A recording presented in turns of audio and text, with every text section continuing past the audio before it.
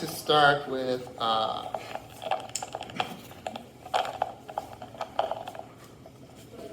Gangsta Love. And for all the John Michel Basquiat's, I wouldn't want to know you on drug days when you were in a stupor of dumb thought and I had to clean you up. Take off the pissy pants and underwear, the vomited on t-shirt your moms gave you that's too little but is love, the discord of language you spat out like a Tourette-induced aggravation. I wouldn't want to know you on the mad days where you throw paint against old canvases and let the music of Vivaldi or Grandmaster Flash push you into locomotion because critics critiqued you all wrong. I wouldn't want to know the man who couldn't put the love on his woman and was always kicked to the curb with her abusive foot to the groin reverberations of letdowns. And on any given moon, I would sit by the bed while you slept off the voices, look into a world of your paint splatters, love you back to raw.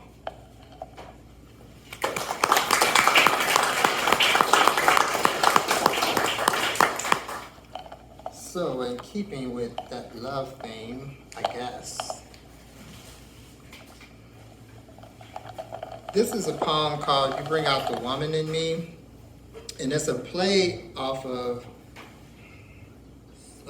Cisneros, You Bring Out the Mexican in Me, and then Balfi, You Bring Out the Vietnamese in Me. And so when I had these poems and I was thinking of a class prompt, I was looking at us addressing gender, so to address a different gender than you were. And so I wrote a poem with my students, and this is what came out. You bring out the woman in me. You bring out the blood, fluid, and pain to the umbilical cord of all my children, breathing and not. You bring out the woman in me. The mama, mommy, mother, of voices rushing down the hallway of life's time. You bring out the psychopath in me, the functioning under pressure of me, this nucleus of a thing outside of womanism, outside of feminism, outside of glossy mags, and how to please your man overkill when I am the mother to existence of me. You bring out the man-eater, the man-hater, the frustrator, the rejuvenator of me. I am nothing but the everything of anything and the immediacy of a second in me. You bring out how I figured out the hot, hot, hot in me, the cold, cold, cold to breathing, the if you don't get out of my face in the next minute of me, so I can implode from the kernel of a popcorn seed into a butterfly. You bring out the Queen Latifah in me, the ladies first, the June Jordan in me, the Carolyn M. Rogers in me, the light-skinned girl born in Gary in me. You bring out the maternal key in me. You are the face in the mirror in me, the bump, bump, bump in my chest that bumps. You bring out the terrifying in me and sit it down like an own. You bring out the beautiful fangs in me. I am running through the streets, a car on fire, and I am breathing in all the pollution of the city, changing it into planetary bodies. You revealed the surgical bikini scar of me, the botched tattoo nightmare of some other name on me, because you own words, the placenta of every kernel of knowledge I need, and you, click, click, pow.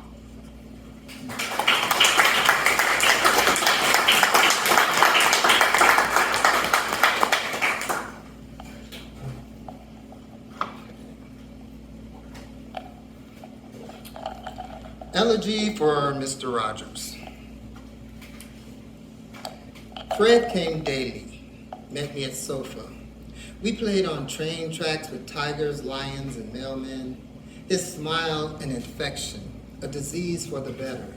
A white man slumming in a black boy's never, never lands softly. Life was Fred. He gave me songs, colors, words, friends to wake up to. Now I wake to ghost, red sweater, hate that his voice roams new boulevards. I cannot boss this spinning top in me, whirling like so many for reparations of hope, a bronze of lost pennies adding up for high life tomorrows. Fred is dead. The rappers aren't spitting any verses, knowing they all grew up with, "It's such a good feeling to know you're alive," as a backbeat before Run DMC, Eric B. and Rakim, Tupac and Biggie. He's without need to smile back at him this time to say, "Hi neighbor, it is such a good feeling." Why should a surprise upset me? An anchor kills scavengers when it hits. Heads turn away at 6 and 10 time slots. Fred kicked it with me. Loved to rock the Ave. A rotten me bubbles. It's winter now.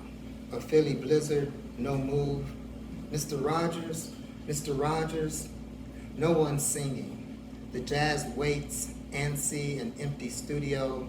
The piano looks for bits of keys to work, for crescendo, a crumb. Trains derail in Illinois, Kentucky, and in Maine to ticker tape him. No time slot for his majesty, just hardcore PBS burning, a soft, valid voice on celluloid.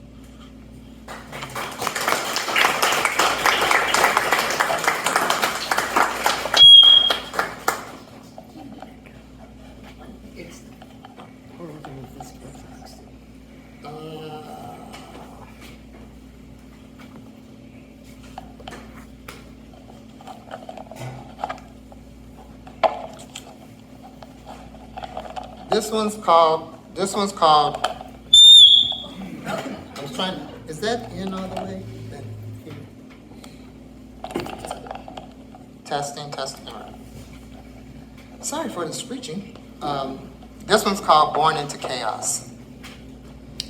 3 years and a day before Norma Jean Mortensen overdosed into her great sleep, I was born.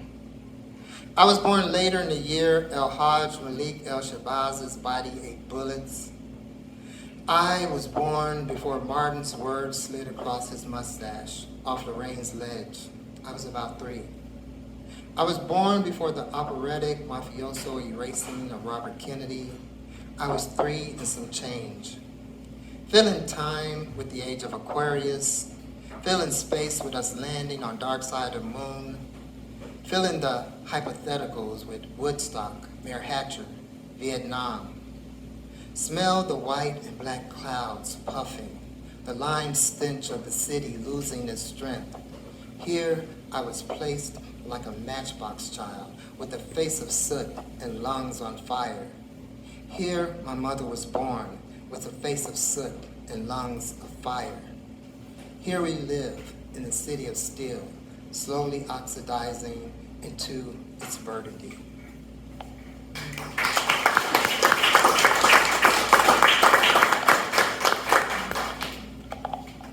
And I'll end with this. This is a synastic poem that I was talking about that was mentioned in my bio. And it came up in this book that I was writing about Stevie Wonder. And this is the first poem called 88s. Stevie uses bass clef as pogo stick for the page. And some people say Stevie's not blind. Some people say Stevie has synesthesia. I kind of believe both. But so this is from the point of view of Stevie. Think Jelly Roll jigging Chi-Town bones.